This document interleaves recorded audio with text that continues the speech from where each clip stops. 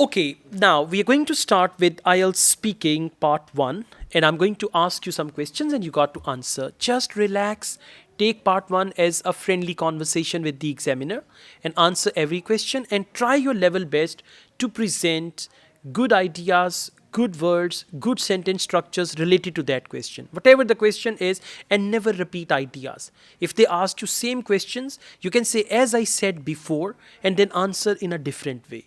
I mean, repetition is the band killer. Remember, ideas, words, sentences, repetition is the band killer, okay? So, we take a start from you, and I'm going to ask you some questions about market. Now, whenever they say market, it can be any market, whatever it is. What do street markets sell in your country? Well, actually, you can procure almost all kinds of your of products of daily need from these markets. As there is, moreover, there are also some markets which retain the variety of clothing. So, to answer your question, I think you can buy almost all a huge variety of things from these Very markets. good. This is good. Are there many street markets in your country? Yes, there are a lot of markets. You can easily find 2 to 3 in a street, as it's people find it quite convenient, and this trend is increasing day by day.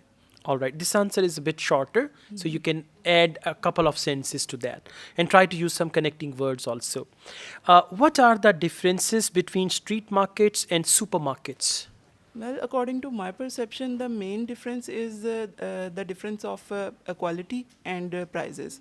You can easily differentiate between these things, as whenever you go to supermarket, you can find better things in quality, but the rates are also high. But whenever you come, It's on the other hand, when on you the come other to hand, when you go for procuring things from a mini market, then you can find lower quality product in cheap price. all right, this is good. When you go for procuring, purchasing, buying, use a variety like that. Good. How often do you go to the supermarket? Well, actually, I'm a kind of person. I'm always ready to go for shopping. So I almost visit thrice in a month to the supermarket for groceries or even for the window shopping as well. Okay, so you need to use some proper connecting words. I want you to answer this question again. Yeah. How often do you go to supermarket? Actually, I visit supermarket for almost 3 to 4 times in a month. Okay, now instead of saying this, you can say, how often do you go to supermarket? Well, I usually go to supermarket minimum 3 to 4 times a month. Minimum 3 to 4 times a month. Stress pattern. When it comes to pronunciation, they see where do you stress, because English is a language where we stress certain words, certain syllables. So you need to focus that as well. Okay. Otherwise, your answers are good, but just for band 7.5 or 8, Exactly. you'll have to work harder. Okay. Right. Now let's go on. I'm going to ask you some questions. The topic is pretty unusual, pen or pencil. Okay, so let's see. Do you prefer to use pen or pencil? I think I prefer pencil because I think it's more economical and easier to use. And, the area where we think that since childhood we are trained to use a pencil. And I think I've developed a sense of love. Relationship with the pencil, and I think when I think about pencil, the childhood memory, they just come flushing back to my All mind. right. And I think that I need to have a bunch of pencils in my pencil case to get me satisfied enough. Okay, this is good. You said we are used pencils and then since childhood. Whenever you refer anything since childhood, you should say since childhood we have been using pencils. Have been. Present perfect continuous. And try not to give a long answer. If you give a long answer, you'll be interrupted by the examiner, and there is no negative marking for that. If examiner intercepts you, stops you, there is no negative marking on that. Let's go on. When was the last time you bought pen or pencil?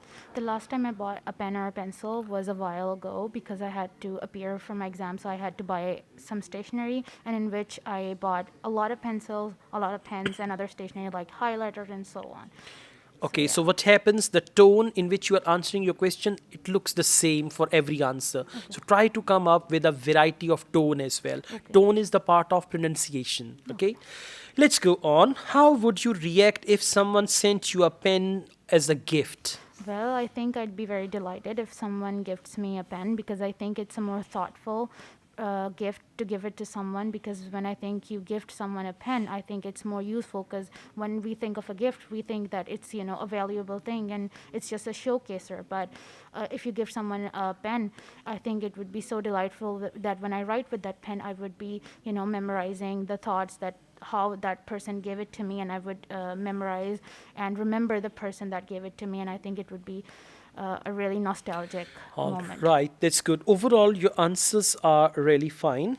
Just connect your ideas together, use some connecting words, and then it's going to be even better. And focus the main question and move around that. And then again, at the end, you should conclude your answer, right? So gradually, it's going to be fine, right? Okay, thank you very much indeed.